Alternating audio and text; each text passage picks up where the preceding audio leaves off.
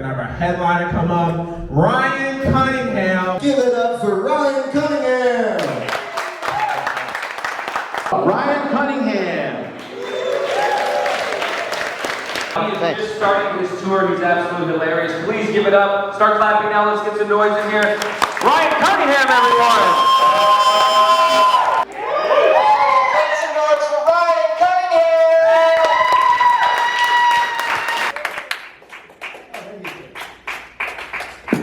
All right, you guys ready to get this shit over with? Let's do it. What's up, guys? You know they say comedy is supposed to be very open and honest. So I'm just going to do a little bit of that tonight, tell you guys a little bit about myself. I was born on April 26, 1996. I was about a month premature because just like my dad, I couldn't wait to leave my mom. I have a big family. I have 14 siblings. But it's a split family, so I have a couple sets of half siblings, a couple sets of step siblings, and then my full siblings. Or as I call them, the ones I actually care about. But when you grow up in a big household like that, you know, sexuality isn't taboo. For example, when I was a teenager, my mom bought a communal box of condoms so that all the teenagers in the house would practice safe sex. Now when I tell people that, it always surprises them. What surprised me is that my mom knew where to find condoms.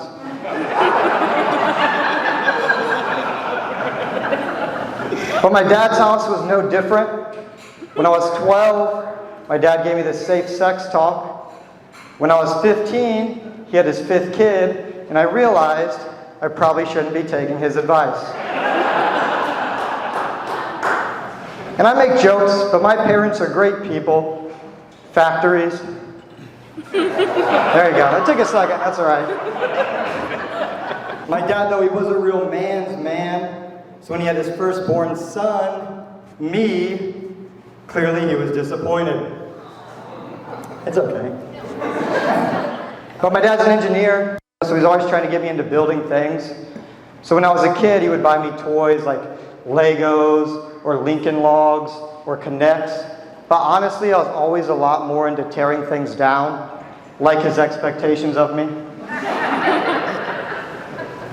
My first car was an '86 Pontiac Fiero GT. For those of you who know nothing about the Fieros, they were known to catch on fire. So it goes without saying that it made me look hot. But I think you can tell a lot about someone by the kind of car they drive. If they drive a sports car, they're probably an adrenaline junkie. If they drive like a smart car or a Prius, they're probably very frugal. If they drive a truck, they probably fuck their cousin. I just bought a great new F-150. Actually, the other day, my sister got in a car crash, and I just thank God I was in her will. I watch a lot of movies. I love all kinds of movies. But my all-time favorite movie is Forrest Gump. Thank you. And it has a great moral, and it's this. Despite disability, anybody can fuck a girl with daddy issues. With that being said, ladies, come see me after the show.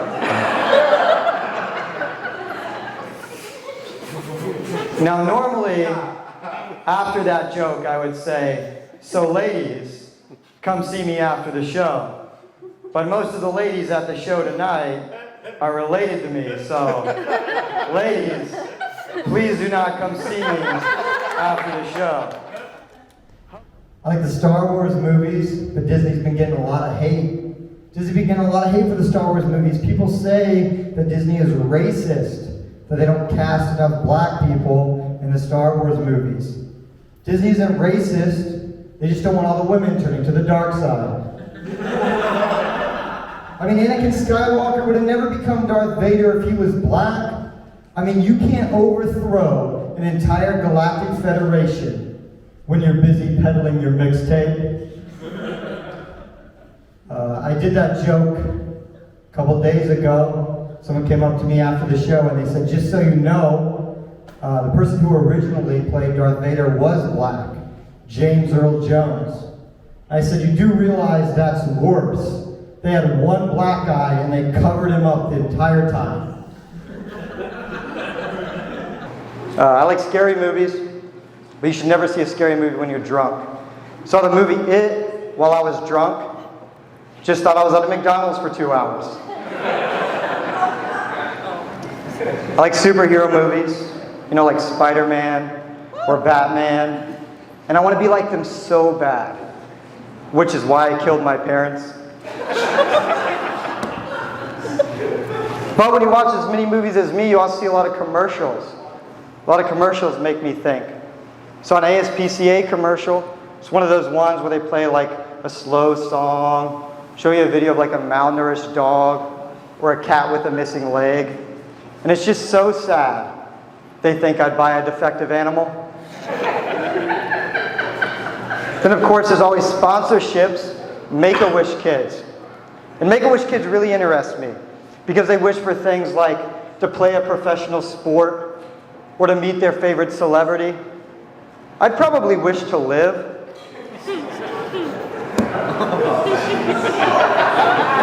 It's okay.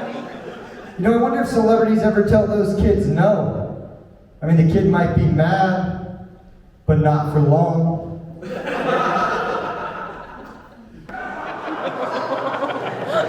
Then of course, a big problem right now in America is gun violence. So I see a lot of NRA ads.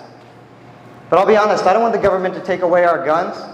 I mean, I own guns and I've never killed anyone, but I'd like to have the option. Yeah! America! Thank you. Fun fact about commercials, did you know? Life Alerts, I've fallen, and I can't get up scene was completely improvised. That's right. They just pushed that old bitch down.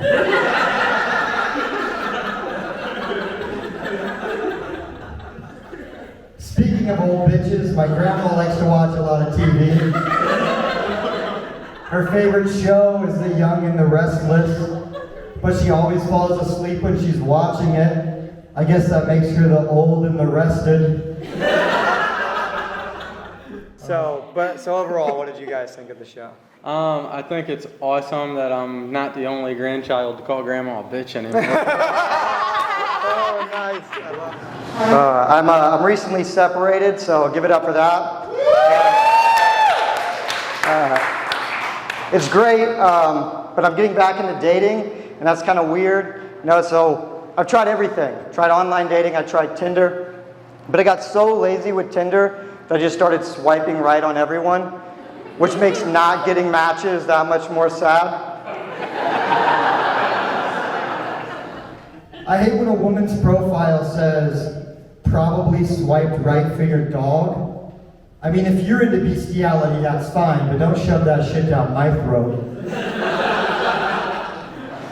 So after Tinder, I thought, okay, try something different. So I decided to join Black People Meet.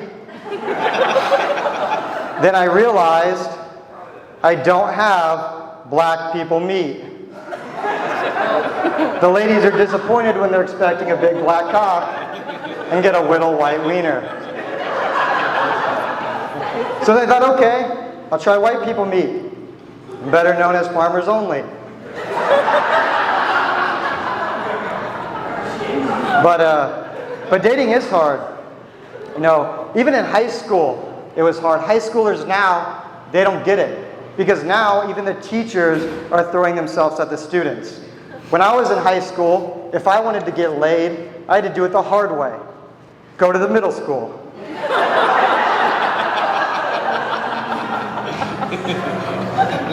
But dating is hard. I blame feminism. You know, extreme feminists have made it hard for men to talk to women. For example, I was at the gas station the other day, and I had a woman yell at me just because I held the door open with my erection. But dating is hard. Dating is so hard right now, it's causing problems overseas. I don't know if you guys have heard about this, but sex tourism. Sex tourism is where people go overseas to have sex with 15-year-old girls. I don't know about you guys, but it really makes me think. Time for a vacation. But dating is hard, and I think part of my problem is I always mess up pickup lines. I'm like, hey girl, are you from Tennessee? Because your teeth are crooked.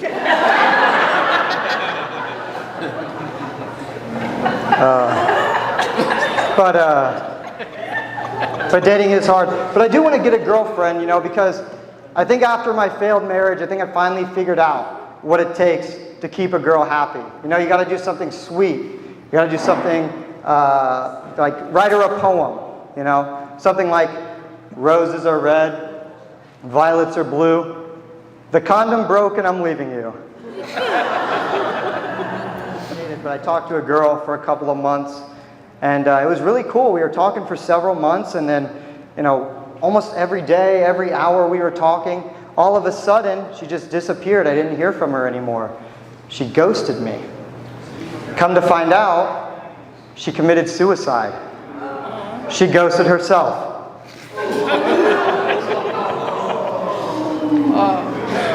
It's not real. I made it up. Come on, people. But now that I'm dating, I'm taking Uber a lot more, going out a lot. I actually used to drive for Uber. And when I drove for Uber, I gave every rider 5 stars, even the weirdos. I had a guy get in my car, he started showing me porn. Gave him 5 stars, it wasn't even good porn. I had another woman, she got in my car, and at the time, my ex was pregnant, and I was really excited about becoming a dad, so you know, I was telling her about it. She seemed really invested in my story, so I said, well, what about you? Do you have any kids? And she goes, yeah, I've got quite a few. I go, okay, well, how many do you have? She goes, well, it's kind of a weird situation, you know, I'd rather not talk about it. I said, okay, no problem. But just so you know, I'm an open-minded guy, so if you do want to talk about it, feel free. She goes, well, the CIA stole my ovaries. Here's the thing, I'm inclined to believe her. I'm just trying to picture that mission. Like, did a dude rappel down from the ceiling, shrink into miniature form? The analyst called him up. Yeah, man, it's right past the G-spot. He's a guy, he doesn't know where that's at. A lot of the women laughing at that one. Okay, dates, take note. He gets in there, gets to the cervix, pulls out a diamond, cuts open the cervix with a diamond, pulls out the ovaries, rappels back up. Now I know what you guys are thinking, but I already bought the movie rights for this. It's going to star Tom Cruise. It's going to be called Mission Impossible.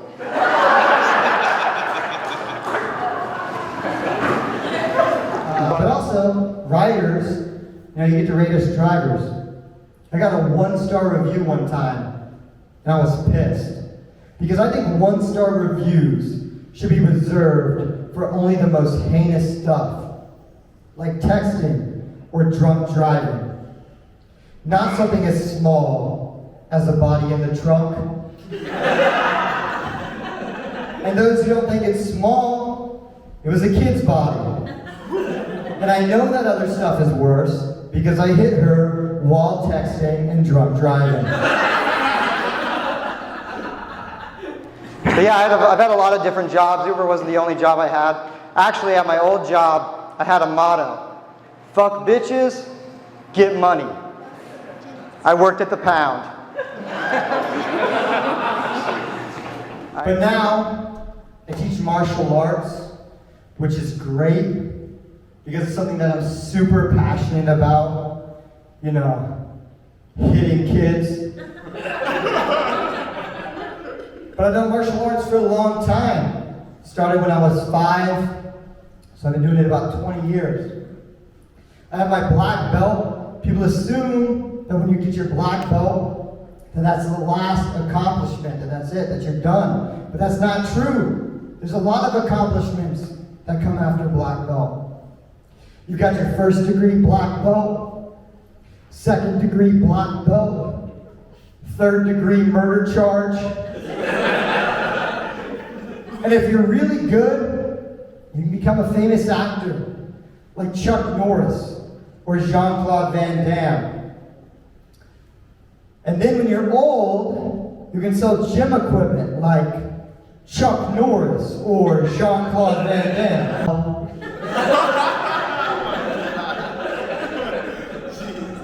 The irony is she's a lesbian now, so she couldn't eat pork, but I guess pussy's okay. I'm separated now. You know, my parents, they were separated as well. They were divorced. And I bounced back and forth a lot between my mom's house and my dad's house.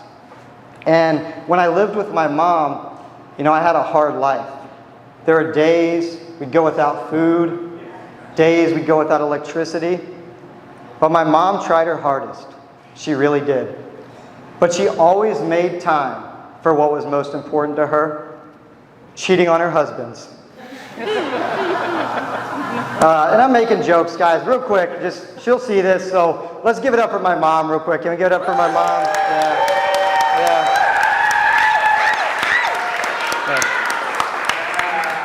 She probably gave it up for you.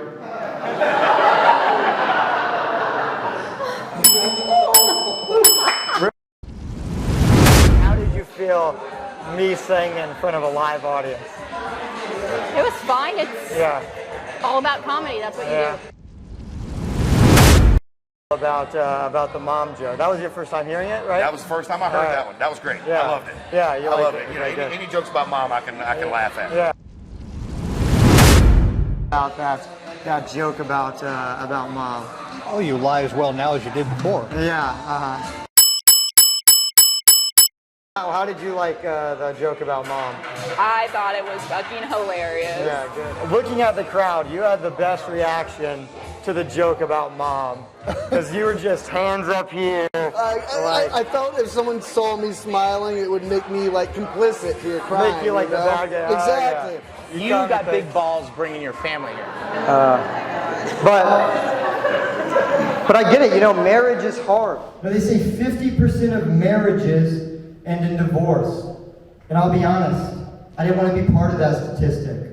I wanted to be the 10% that ends in homicide.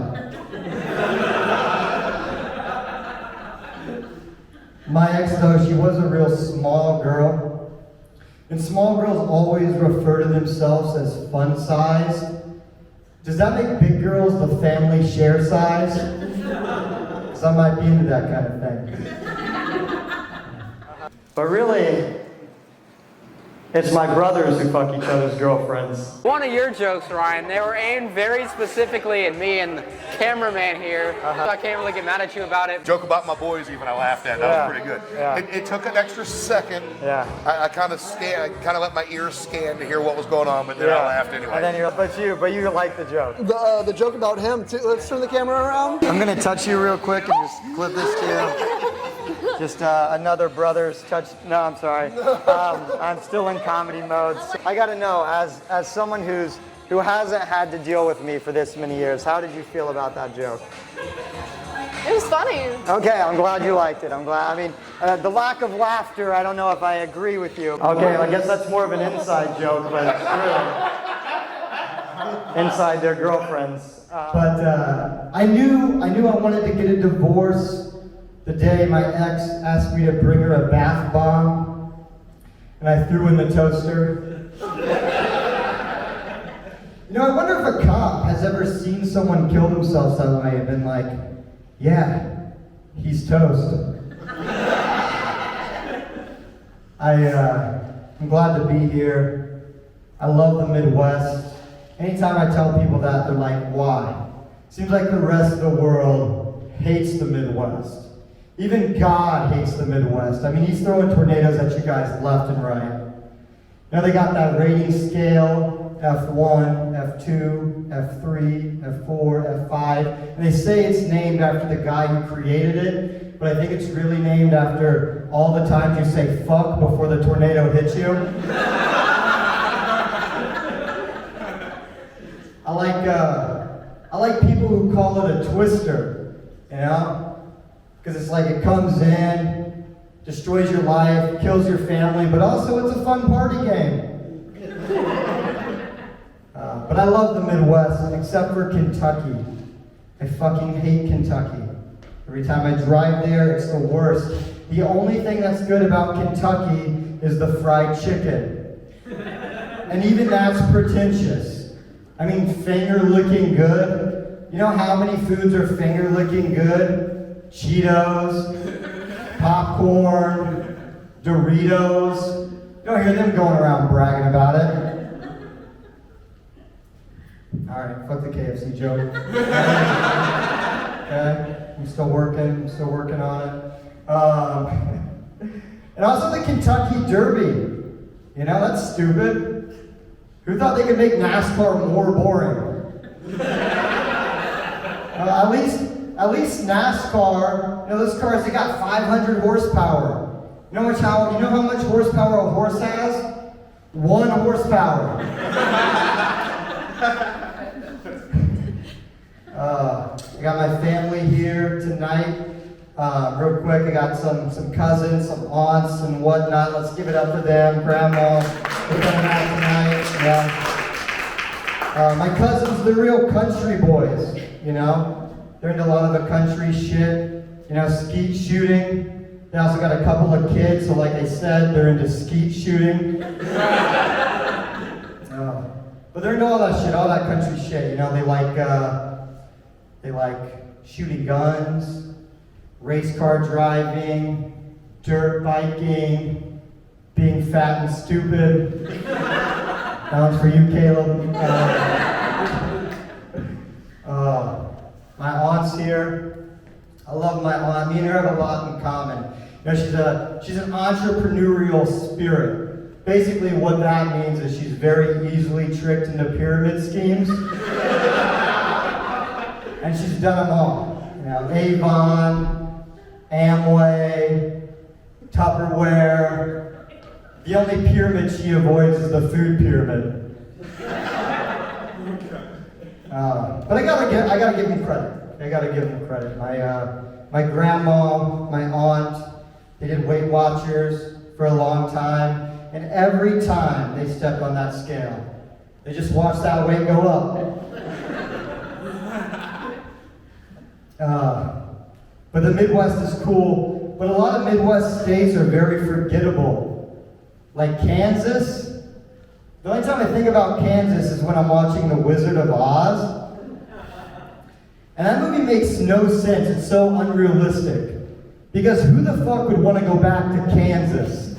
You have big Kansas fans in here, apparently? Okay.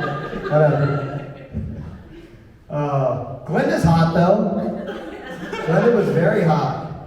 Glenda the good witch, more like Glenda the bad bitch, am I right? And this is a little bit different. I'm going to need a little audience participation from you guys. So real quick, any country music fans, make some noise. Any country music fans in here?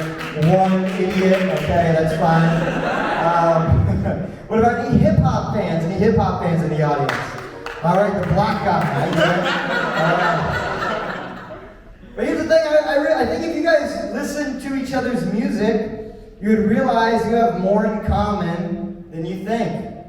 And one of you likes fast cars, the other likes fast trucks. One of you likes handguns, the other likes shotguns. One of you is full of blacks and Eminem, the other's full of whites and Darius Rucker. Because sometimes you want to see her shake that ass, bitch, and let me see what you got. And other times you want to see that honky tonk, but donk donk.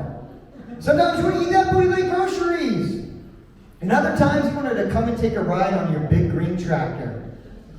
Now my stepdad, he says he doesn't like rap music because it objectifies women.